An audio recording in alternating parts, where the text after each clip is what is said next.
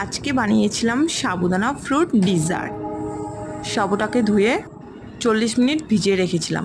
সাবুটা কিন্তু নরম হয়ে গেছে। এখানে আমি 3 রকমের ফল নিয়েছি, গুড় নিয়েছি, 1 কাপ দুধ নিয়েছি। ফলের মধ্যে ছিল আপেল, আঙ্গুর আর হলো ডালিম।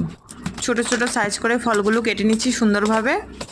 এক এক করে সব ফলগুলো কেটে নিচ্ছি।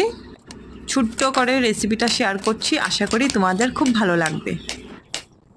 তোমরা যদি আমার রেসিপির ভিডিও দেখতে চাও তাহলে কি করতে হবে? সাবস্ক্রাইব করতে হবে।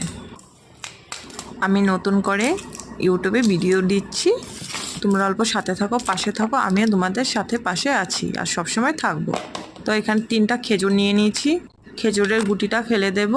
খেজুরটাকেও সাইজ মতন কেটে নিচ্ছি। অল্প একটু স্বাদের জন্য বাদামের গুঁড়ো নিয়ে নিলাম। অনেক রকম বাদাম ছিল, তো সেই বাদামগুলো আমি গুঁড়ো করে রাখি। চুলাতে কড়াই বসিয়ে দিলাম। চায়ের কাপের 1 কাপ জল দিয়েছি।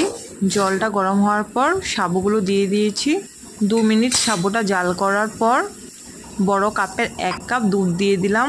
স্বাদের জন্য অল্প একটু গুড় দিয়ে দিলাম। চাইলে চিনি দিয়েও বানাতে পারবে। যাদের বাড়িতে দুধ নাই তারা মিল্ক পাউডার কিনে এনেও বানাতে পারবে। আমি গরুর দুধ দিয়ে বানাচ্ছি। 3 মিনিট জাল করার পর ঠান্ডা হয়ে গেছে। একে একে সব ফলগুলো দিয়ে দিলাম। 40 মিনিট ফ্রিজে রেখেও খাওয়া যায়। তো আমি ফ্রিজে রাখিনি, আমি নর্মাল খেয়েছিলাম। খেতে কিন্তু দারুণ হয়েছিল, পায়েসের চেয়ে কিন্তু কম না। তোমরা যদি না খেয়ে থাকো তাহলে বাড়িতে একবার ট্রাই করতে পারো। আমি কথা দিলাম খুব ভালো লাগবে, মুখে লেগে থাকবে। এই রেসিপিটা তোমাদের কেমন লাগলো কমেন্ট করে জানিয়ে যেও কিন্তু। সাবুদানা ফ্রুট ডিজার্ট হয়ে গেল। নমস্কার, সবাই ভালো থাকো, সুস্থ থাকো।